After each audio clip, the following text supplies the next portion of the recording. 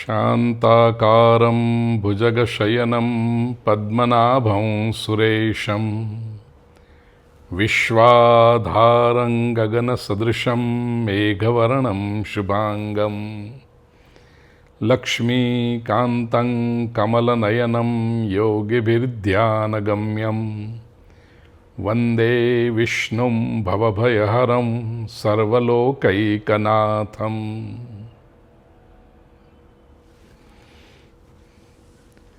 श्री बृहन्नारदीय पुराणांतर्गत श्री पुरुषोत्तम मास महात्म्य प्रथमोऽध्यायः।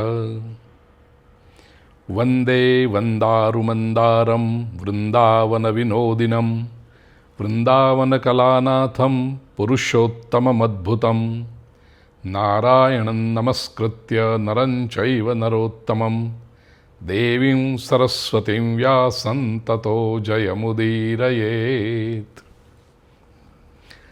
આત્મીય સ્વજનો, અત્યંત પ્રસન્નતા સાથે અધિક પુરુષોત્તમ માસનું મહાત્મ્ય દર્શન અને સત્સંગ યાત્રા આજથી આપણે આરંભ કરીએ છીએ.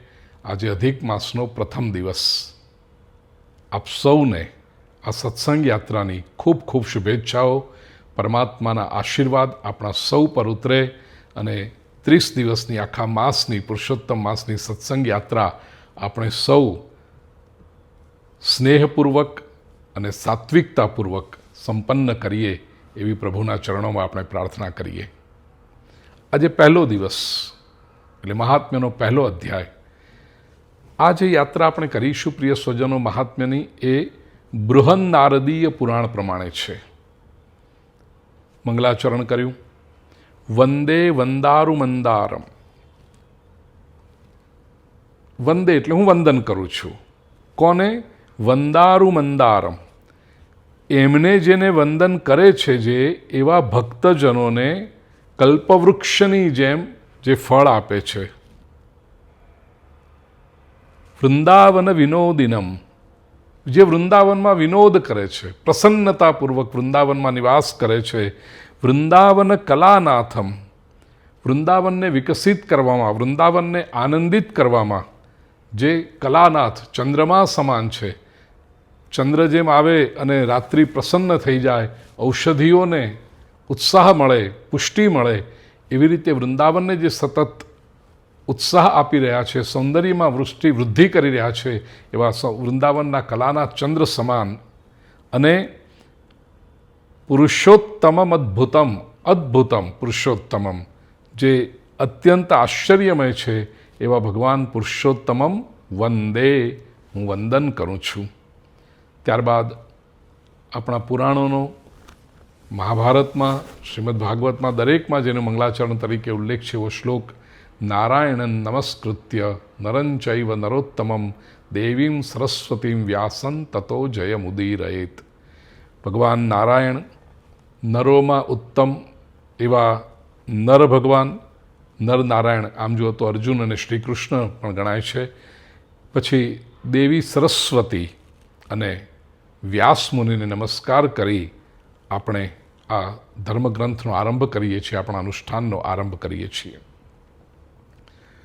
પહેલા અધ્યાયમાં પ્રિય સ્વજનો, નૈમિષારણ્યમાં યજ્ઞને માટે અનેક ઋષિઓ ભેગા થયા છે અને એમનું આખું લિસ્ટ આપ્યું છે. બધા જ ઋષિઓનું નામ તો નહીં, પણ કેટલાક મહત્ત્વના અને કેટલાક પ્રસિદ્ધ ઋષિઓનું નામ આજે અધિક મહિનાના પહેલા દિવસે આપણે કેવળ સાંભળીએ અને આ ઋષિઓનું સ્મરણ પણ કરીએ ને, તોય આપણું જીવન પવિત્ર થાય. તેથી કહ્યું છે કે આ બધા ઋષિઓના નામ શું છે? અસીતો દેવલઃ પૈલઃ સુમંતો પિપ્પલાયન સુમતિ કાશ્યપશ્ચૈવ જાબાલિર્ભૃગરંગિરઃ વામદેવ સુતીક્ષ્ણાશ્ચ શરભંગશ્ચ પર્વત. યજ્ઞ કરવાને માટે ઋષિઓ ભેગા થયા છે. અસિત, દેવલ, પૈલ, સુમંતુ, પિપ્પલાયન, સુમતિ, કાશ્યપ, જાબાલી, ભૃગુ, અંગિરા, વામદેવ, સુતીક્ષ્ણ, શરભંગ, પર્વત, આપસ્તંભ, માંડવ્ય, અગસ્ત્ય, કાત્યાયન, ઋભુ, કપિલ, રૈભ્ય, ગૌતમ, કેટલા કેટલા નામ લો આપની સમક્ષ. કૌશિક ઋષિ, ક્રતુ ઋષિ, અત્રિ ઋષિ, બભ્રુ, કૌંડિન્ય, પૃથુ, હારિત, ધૂમ્ર, ગર્ગ, કણાદ, જમદગ્નિ, ભરદ્વાજ. હું બધા ઋષિના નામ નથી રહ્યો, કેટલાક સિલેક્ટેડ ઋષિના નામ લઈ રહ્યો છું. જૈમિની, પિંગલ, અત્રિ, ઋભુ, શાંડીર, શ્વેતાશ્વતર, શ્વેતબાહુ, શરભંગ, પૃથુશ્રવા, આ બધા અનેક ઋષિમુનિઓ પોતપોતાના શિષ્યો સાથે પવિત્ર ગોમતી નદીના કિનારે નૈમિષારણ્યમાં આવ્યા છે. અને આ બધા ઋષિઓ કેવા છે, તેમના લક્ષણનું વર્ણન કર્યું કે બ્રહ્મિષ્ઠા વેદ વેદાંગ પારગાહ. બ્રહ્મમય છે આ ઋષિઓ, સતત બ્રહ્મના ચિંતનમાં મગ્ન રહે છે. અને વેદાંગ પારગાહ, વેદનો તો અધ્યયન એમણે કર્યું છે એટલું જ નહીં, વેદાંગ, વેદના 6 અંગો છે એનું પણ એમણે બહુ સરસ રીતે અધ્યયન કર્યું છે, પારંગત છે. લોકાનુગ્રહ કરતા રહ. આ ઋષિઓ શા માટે ભેગા મળ્યા છે? ઋષિઓના જીવનનો હેતુ એક જ હોય છે, એમના મનમાં એક જ ચિંતન હોય, બ્રહ્મના ચિંતન દ્વારા આપણે પોતાનું કલ્યાણ કરીએ અને કંઈક એવું પરિણામ પ્રાપ્ત કરીને સમાજને ઉપદેશ કરીએ જેનાથી સમાજનું પણ કલ્યાણ થાય. કારણ કે સંસારમાં લોકોને જોઈ, લોકોના જીવનને જોઈ, લોકોના ગતિવિધિઓને જોઈ ઋષિઓને એક પ્રકારનો ક્લેશ થતો હોય છે કે અરે આ શું કરી રહ્યા છે. જેવી રીતે કોઈ ટીનેજર, યુવક કે યુવતી, સંતાન હોય ઘરમાં અને ખોટા માર્ગે જતું હોય, મિત્રો ખોટા હોય, પ્રવૃત્તિ ખોટી હોય, સવારે મોડે સુધી ઊંઘ્યા રહે, રાતના મોડે સુધી જાગરણ કર્યા કરે, જમવા કરવાનું કંઈ ઠેકાણું ન હોય, જમવાની વસ્તુઓ સારી વસ્તુઓ હોય તો ન ભાવે, ખોટું જ ખાધા કરવું હોય, બહારનું પેલું શું કહેવાય જંક ફૂડ ખાધા કરવું હોય. હવે આ બધું જોઈએ તો વડીલોને કેવી વેદના થાય અને વડીલોને લાગે કે શું કરીએ તો આ લોકોનું જીવન સરસ થાય. પેલા ટીનેજર્સને લાગે કે અમે તો અમારી લાઈફ જીવીએ છીએ ને અમને તો મજા આવે છે આ બધું કરવાની. પણ વડીલ જે સમજે છે કે તમે જે કરી રહ્યા છો એ યોગ્ય નથી કરી રહ્યા, અને વડીલને જે વેદના થતી હોય, પ્રિય સ્વજનો, સંસારના લોકોના જીવનને જોઈ અને ઋષિમુનિઓને, અધ્યાત્મ પુરુષોને આવી વેદના થાય છે કે સંસારમાં લોકો કેવું જીવન જીવી રહ્યા છે. જીવન કેટલું સરસ આપ્યું છે પરમાત્માએ, ઈશ્વરની કેટલી કૃપા છે આપણા સૌ ઉપર. અને આવો મહામૂલું જીવન જે પ્રાપ્ત થયું છે એ લોકો માત્ર ખાઈ પી, ગોસિપ કરી, એકબીજાની નિંદા કરી, ઈર્ષ્યા કરી અને કેટલી વ્યર્થ પ્રવૃત્તિઓમાં મહામૂલ્યવાન એવો સમય ગુમાવી રહ્યા છે. આ લોકોનું કલ્યાણ કેવી રીતે થાય, શું કરવું જોઈએ? ઋષિઓ સતત આ સ્વભાવમાં લોકાનુગ્રહ કરતા રહ, પરોપકૃતિશીલિન, બીજાનું ભલું કરવામાં ઋષિઓ તત્પર રહેતા હોય છે. પરપ્રિયરતા નિત્યમ શ્રૌતસ્માર્ત પરાયણ. વેદમાં, સ્મૃતિઓમાં જે કર્મો કરવાના કહ્યા છે એ પોતે નિયમપૂર્વક એનું પાલન કરે છે અને બીજાને કેવી રીતે સુધારી શકાય એનું એ કરતા હોય છે. ઋષિઓ આ રીતે ત્યાં બેઠા છે, એમનું સંમેલન ચાલી રહ્યું છે. ત્યાં આગળ તીર્થયાત્રા કરતાં કરતાં સૂત પુરાણી આવી ચડ્યા અને એમને જ્યારે ખબર પડી કે આટલા બધા ઋષિઓ ભેગા થયા છે તો સૂત પુરાણીને થયું કે આટલા બધા કોઈ એક તેજસ્વી વિદ્વાન જ્ઞાની બ્રાહ્મણ સંત હોય ને એના તમે દર્શન કરો નિત્ય સવારે કે જ્યારે તમને અનુકૂળતા હોય તો મન પ્રસન્ન થઈ જાય. આટલા બધા ઋષિઓ જ્યારે એકસાથે ભેગા થયા હોય એમના દર્શન કરો તો કેટલો આનંદ થાય. અને સૂત પુરાણી તો આ વાત જાણે છે એટલે ત્યાં આગળ પહોંચ્યા છે. કેવા લાગે છે સૂત પુરાણી? સર્વશાસ્ત્રાર્થ સારજ્ઞમ સર્વલોક હિતે રતમ.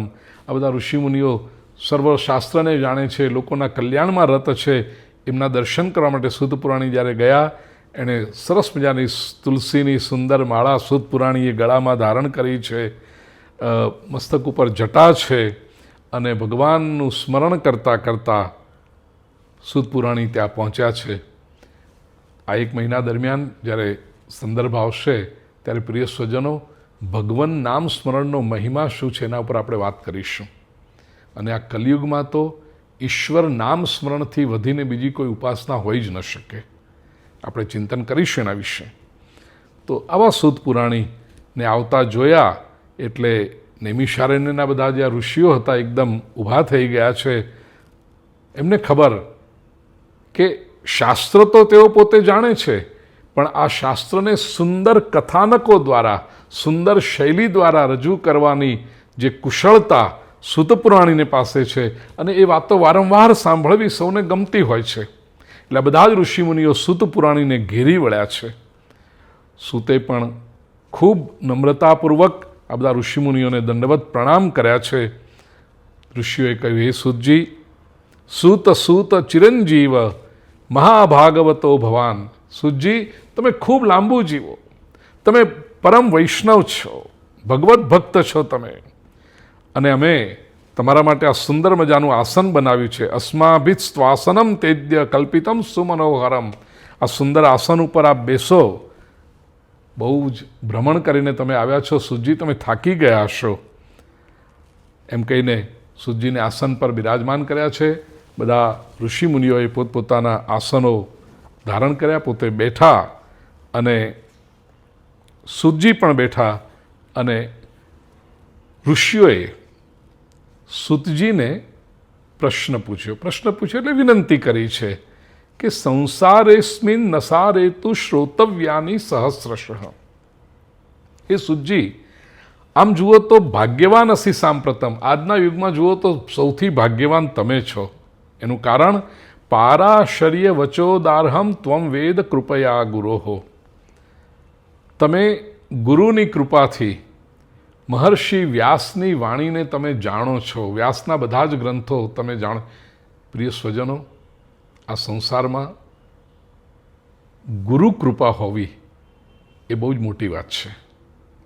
કોઈ જ્ઞાની તેજસ્વી મહાપુરુષ સાથે સંપર્ક હોવો, એમની સાથે આત્મીયતાનો સંબંધ હોવો, અને એ ગુરુની પ્રેમભરી દ્રષ્ટિ જ્યારે આપણા ઉપર આવે ને, આ એક બહુ જ મોટું સદભાગ્ય છે. સૂતજી આવા ભાગ્યશાળી છે. એટલું જ નહીં, એમણે વ્યાસના વચનોને આત્મસાત કર્યા છે. અને વ્યાસોચ્છિષ્ટમ જગત સર્વમ. આ જગતમાં જે કંઈ જાણવા લાયક છે એ બધું જ વ્યાસ મહર્ષિ કહી ચૂક્યા છે. એટલે આ ઋષિમુનિઓ સૂતજીને કહે છે કે આજે તમે વનમાં અચાનક દેખાયા, અમારે તમને એક જ વાત કહેવી છે કે સંસારેસ્મિન નસારેતુ શ્રોતવ્યાની સહસ્રશ. આ સંસાર આમ તો અસાર છે, પણ એમાં ઘણી બધી વાતો સાંભળવા જેવી છે. એમાં તન્નો વેદ તત્ર શ્રેયસ્કરમ સ્વલ્પમ સારભૂતં ચયદ ભવેત. શું કહ્યું? સૌથી પહેલું તો શ્રેયસ્કરમ. ઘણું બધું સાંભળવા જેવું છે, પણ એમાં અમારું જે કલ્યાણ થાય એવી વાત અમે તમને કહો. લોકો કેટલું બધું બોલતા હોય છે, અને સ્વાભાવિક છે, એક જણ બોલતા એટલે કોઈક સાંભળવાવાળું તો હોય જ. પણ આ જે બોલાતું હોય કે સંભળાતું હોય એમાં સારભૂત કેટલું, અથવા તો એમ કહીએ કે બોલનારો જે બોલી રહ્યો છે એનાથી એનું પોતાનું અથવા તો જે સાંભળી રહ્યો છે એનું કલ્યાણ થાય છે. પહેલો આજે વાત કરી છે કે સૂતજી, તમે એવું અમને કહો કે જે સાંભળવાથી અમારું કલ્યાણ થાય. સ્વલ્પમ, ટૂંકમાં કહો. આજના યુગની વાત છે ભાઈ. આજે બધાને છે ને લાંબુ સાંભળવાનો રસ નથી, શોર્ટમાં જોઈએ છે. મશ્કરીમાં હું ઘણી વખત કથાઓમાં કહું છું, આ રીલવાળો જમાનો છે. રિલેરિયા, પેલો પહેલાં મેલેરિયા આવતો હતો, હવે રિલેરિયા આવ્યો છે. એટલે જે કંઈ કહેવું હોય 59 સેકન્ડમાં કહી દો બસ. અને 59 સેકન્ડની પણ લોકો પાસે ધીરજ નથી, તરત આમ ઉપર કરી દે છે. 5-10 સેકન્ડમાં પણ જો ઇન્ટરેસ્ટ ના પડ્યો તો થોડી ધીરજ રાખવી પડે છે સંસારમાં. કારણ કે સારી વાતો એટલી ફટાફટ આવતી નથી. કચરો આવી જાય, પણ સારી વાતો માટે ધીરજ. પણ અમને જે કહો એ ટૂંકમાં કહો. આવું ઋષિમુનિઓએ કહ્યું. સારભૂતમ, ગીવ અસ એન એસેન્સ. શાસ્ત્રો તો અમાપ છે, શાસ્ત્રો તો અગાધ છે. જેટલી અંદર ડૂબકી લગાડી એટલા રત્નો પ્રાપ્ત થશે. પણ અમને સારભૂત. એનું કારણ આજના યુગમાં માણસ પાસે બધું જ છે, સમયનો અભાવ છે. તો અમારી પાસે જે સમય છે એની મર્યાદામાં રહી અને સારભૂતમ સંસારાર્ણવમગ્નાનામ પારદમ. આ સંસાર સાગરમાં જે તરી રહ્યા છે એમને પાર કરાવનારું શાસ્ત્ર અમને કહો. અને શુભદમ, જેનાથી અમારું શુભ થાય, અમારું કલ્યાણ થાય એવું અમને કહો. મહર્ષિઓએ જે આ રીતે પ્રશ્ન પૂછ્યો ત્યારે સૂતપુરાણીએ બંને હાથ જોડી અત્યંત નમ્રતાપૂર્વક પહેલાં તો પોતાની તીર્થયાત્રાનું વર્ણન કર્યું કે હું ક્યાં ક્યાં ભ્રમણ કરીને આવ્યો છું. પુષ્કર તીર્થમાં ગયો હતો, ત્યાં પવિત્ર ઋષિઓ, દેવો, પિતૃગણોને મેં તૃપ્ત કર્યા. પુષ્કરમાં મેં તર્પણ કર્યું.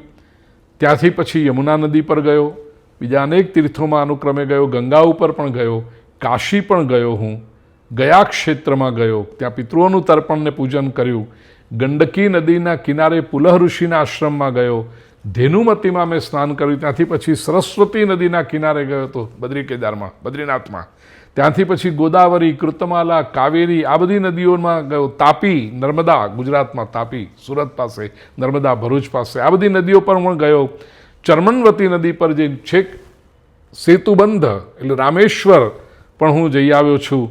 પછી પાછો નારાયણના દર્શન કરવા બદ્રિકાશ્રમ ગયો, નારાયણના દર્શન કર્યા, તપસ્વીઓના દર્શન કર્યા, નારાયણ દેવીની સ્તુતિ કરી, પછી હું સિદ્ધક્ષેત્ર એટલે આપણું ગુજરાતનું સિદ્ધપુર ત્યાં આવ્યો.